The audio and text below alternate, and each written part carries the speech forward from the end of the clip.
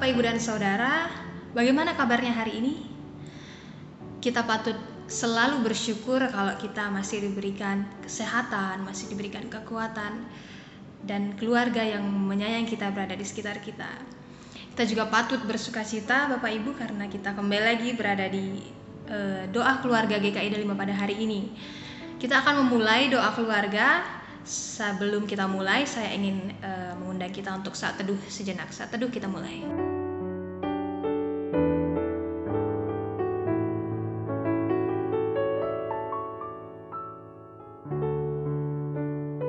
Amin. Kita siapkan hati kita.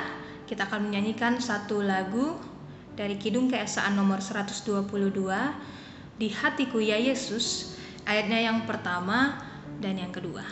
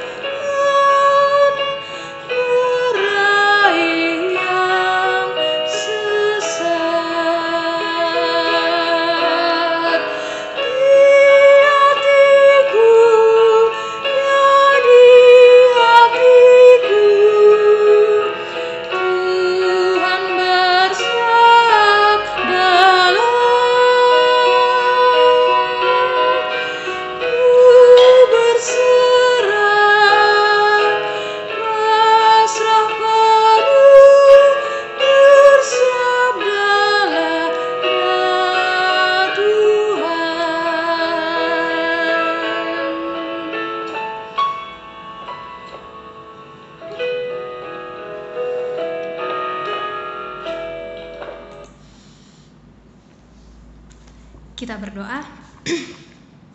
Bapa yang baik, kembali lagi kami datang ke hadirat-Mu Tuhan di doa keluarga GKI Delima pada hari ini. Bapa, kami bersyukur untuk hari yang masih Tuhan anugerahkan buat kami.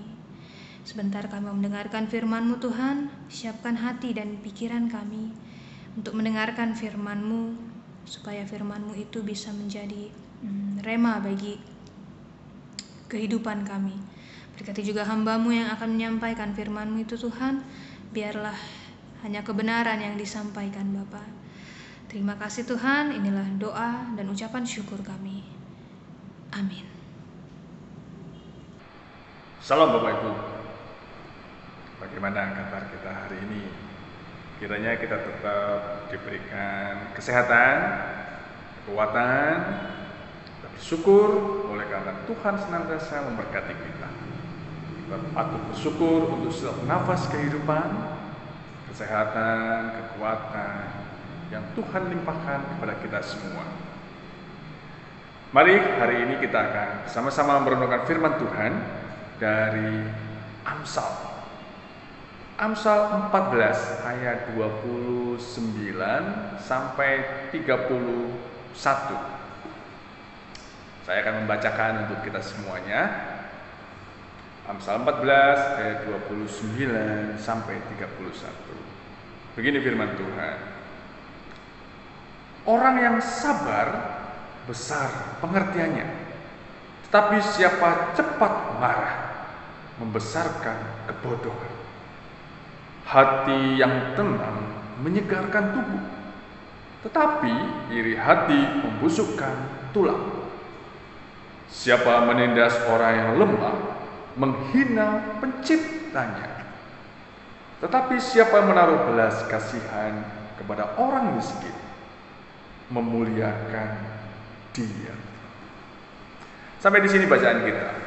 Berbahagia setiap kita yang senantiasa merenungkan firman Tuhan dan melakukannya dalam hidup kita hari demi hari.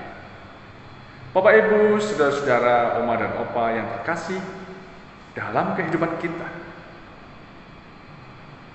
tentu memiliki pasang surut pergumulan kita. Karena Tuhan menginginkan kita cepat bertindak untuk menyelesaikan masalah. Tetapi kadang Tuhan juga menginginkan kita untuk lambat. Jangan buru-buru. Tema kita hari ini adalah hati yang tenang. Bapak Ibu dan saudara, oma dan opa, apa yang kita rasakan hari ini? Apakah kita merasa tenang? Apakah kita merasa, aduh rasanya kok gitu ya, panik, rasanya gelisah, rasanya Bapak Ibu masing-masing bisa menjawab apa yang kita rasakan hari ini. Kalau kita tadi menyanyikan lagu, di hatiku ya Yesus, di hatiku ya Yesus adalah milikmu. Bapak Ibu, apa yang kita rasakan? Sudahkah kita menikmati liriknya, syair yang kita nyanyikan tadi, atau kita hanya sekedar mendengarkan? Di hatiku ya Yesus.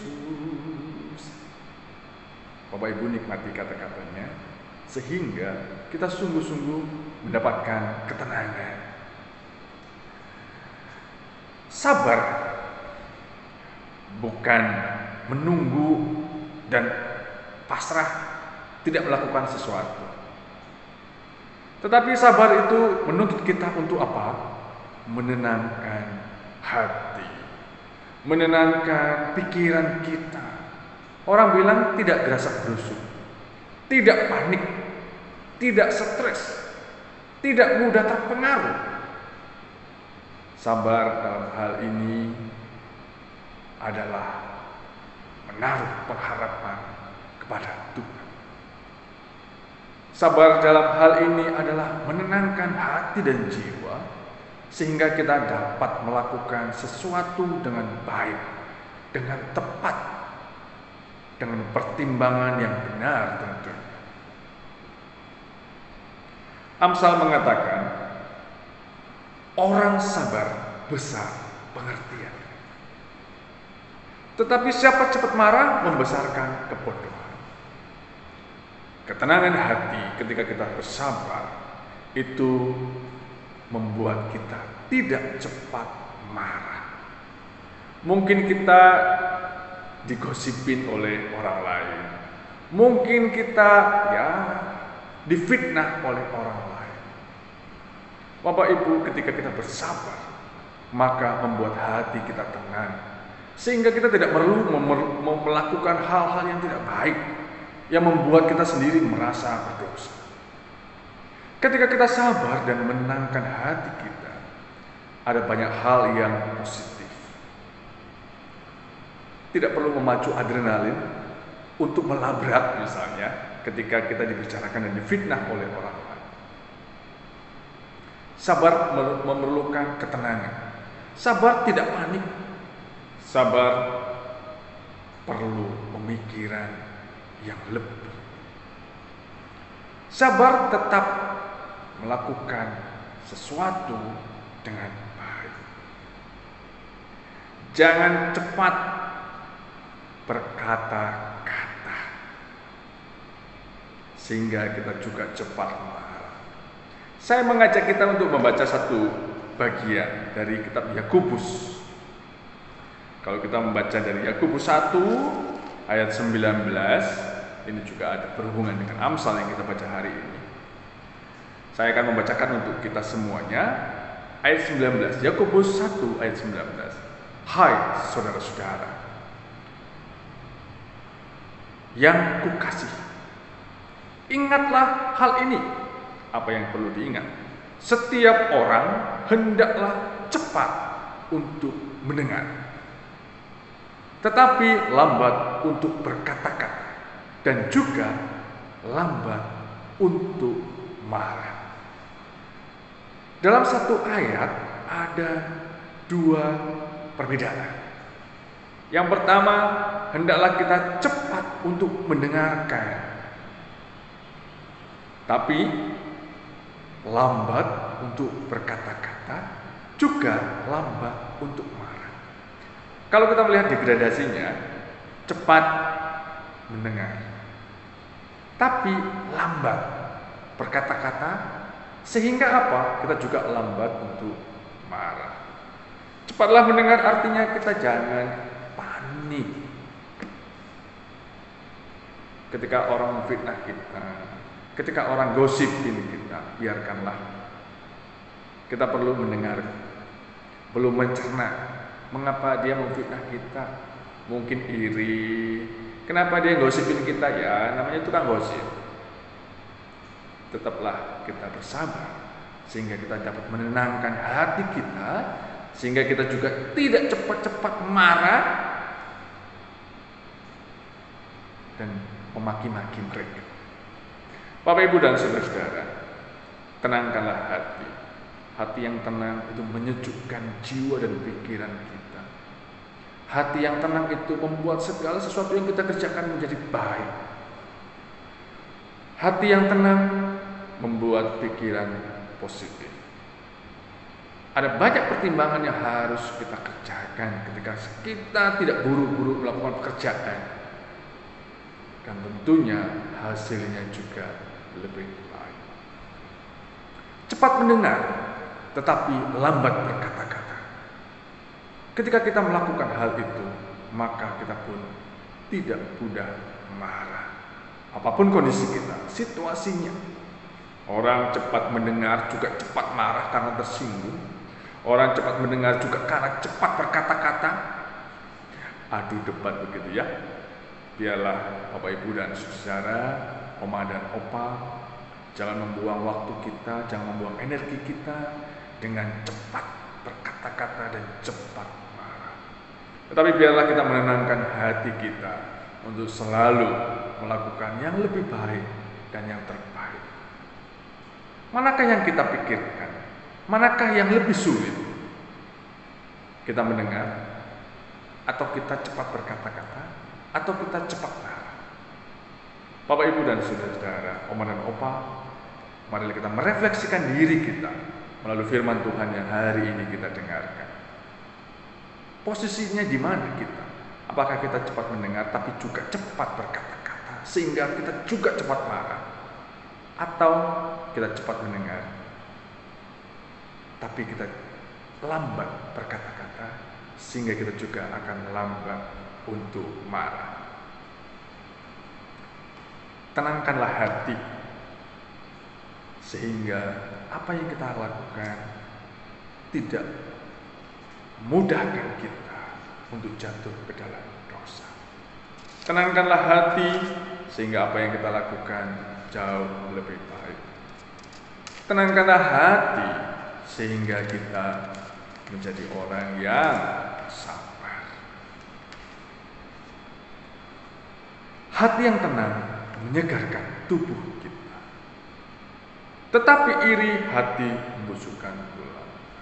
Biarlah kita tetap menenangkan hati, sebab tenangkan hati itu menyegarkan tubuh dan jiwa kita. Tuhan memberkati kita dalam melakukan segala aktivitas kita. tenangkanlah hati. Amin.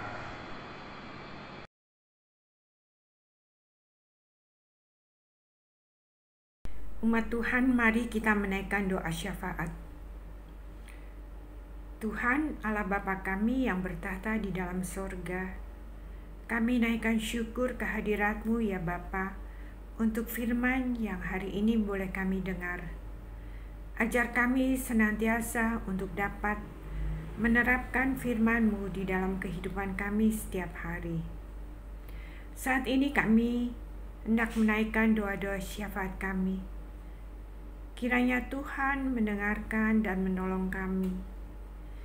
Kami bersyukur ya Tuhan, jika pandemi COVID-19 di negara kami kasusnya mulai menurun. Terima kasih Tuhan, Engkau mengabulkan doa dan jeritan bangsa kami. Namun kami masih berduka ya Tuhan, dengan banyaknya jumlah kasus yang meninggal, yang masih cukup banyak. Kami berduka bersama keluarga-keluarga yang sebagian dari anggota keluarganya harus kembali pulang ke rumah Bapa.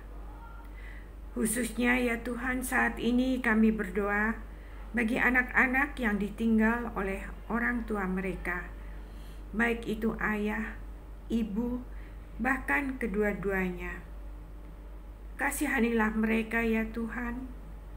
Tolonglah mereka ya Tuhan, agar mereka dapat melewati masa-masa sulit yang datang dengan tiba-tiba karena kehilangan orang-orang yang dicintai dan tempat bergantung bagi masa depan mereka.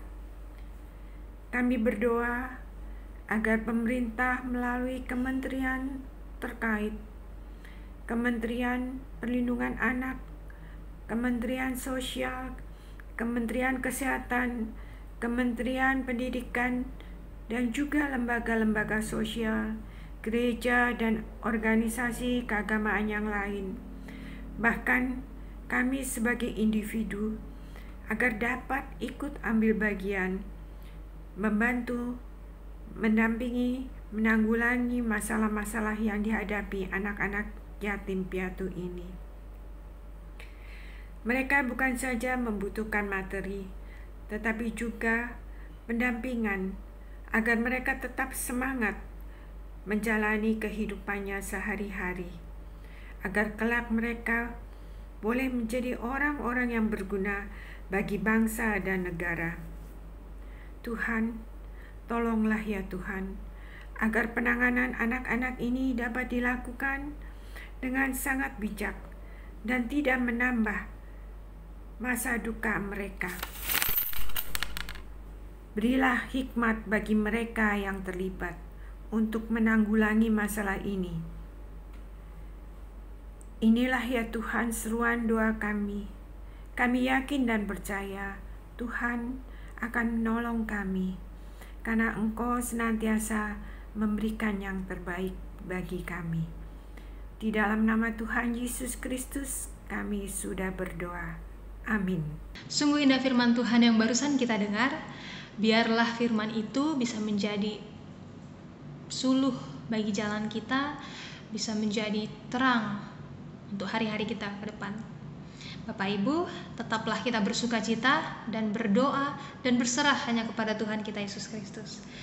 Kita akan angkat pujian untuk menutup doa keluarga pada hari ini. Saya undang kita untuk menyanyikan Kidung Keesaan nomor 124, Taburkan Firman-Mu ya Tuhan, ayatnya yang pertama dan yang kedua. Mari kita nyanyikan.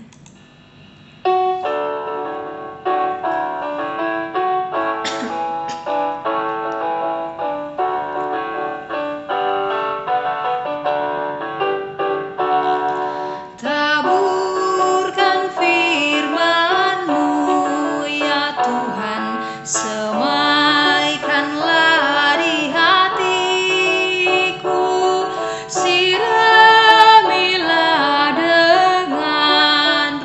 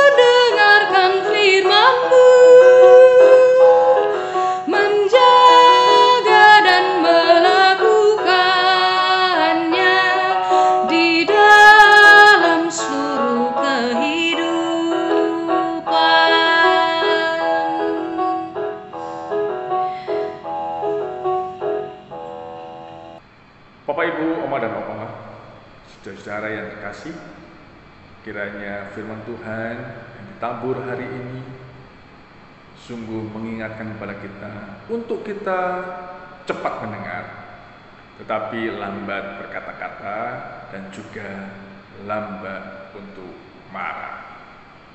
Menenangkan hati seperti firman yang kita dengarkan, bahkan nyanyian juga yang kita nyanyikan hari ini, itu kiranya menguatkan kita untuk senantiasa bersabar. Apapun yang terjadi dalam kehidupan kita, tenangkanlah hati kita. Tuhan memberkati kita. Amin.